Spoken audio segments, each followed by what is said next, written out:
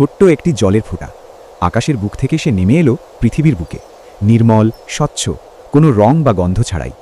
প্রথমে সে পড়ল এক সুগন্ধি ফুলের বাগানে। চারদিকে গোলাপ, জুঁই আর বেলির মিষ্টি ঘ্রাণ। জলের ফোঁটাটি সেই ফুলের পাপড়িতে বসে রইল কিছুক্ষণ। অল্প সময়ে সে যেন সেই সুগন্ধ নিজের মধ্যে টেনে নিল। তখন সে নিজেও সুগন্ধি হয়ে উঠল, মিষ্টি, সতেজ, মন ভরানো। এরপর বাতাসের ঝাপটায় সে গড়িয়ে পড়ল এক নোংরা নর্দমায়। চারদিকে ময়লা, দুর্গন্ধ আর অস্বচ্ছ জল। সেই একই জলের ফোঁটা এবার সেই নোংরার সঙ্গেই মিশে গেল। কিছুক্ষণ আগের সেই সুন্দর গন্ধ হারিয়ে গিয়ে সে এখন দুর্গন্ধময় হয়ে উঠল। এক জ্ঞানী সাধু এই দৃশ্য দেখে তার শিষ্যকে বললেন, দেখো, এই জলের ফোঁটার মতোই মানুষও।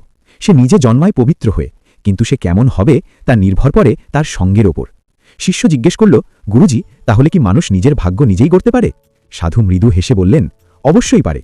ভালো মানুষের সঙ্গে থাকলে মন হবে নির্মল, চিন্তা হবে সুন্দর, আর খারাপ সঙ্গ নিলে ধীরে ধীরে মনও কলুষিত হয়ে যাবে। যেমন জল যে পাত্রে পড়ে তার রূপই ধারণ করে। সেদিন থেকে শিষ্যটি বুঝে গেল, জীবনে ভালো হতে চাইলে ভালো সঙ্গ বেছে নেওয়াই সবচেয়ে বড় জ্ঞান।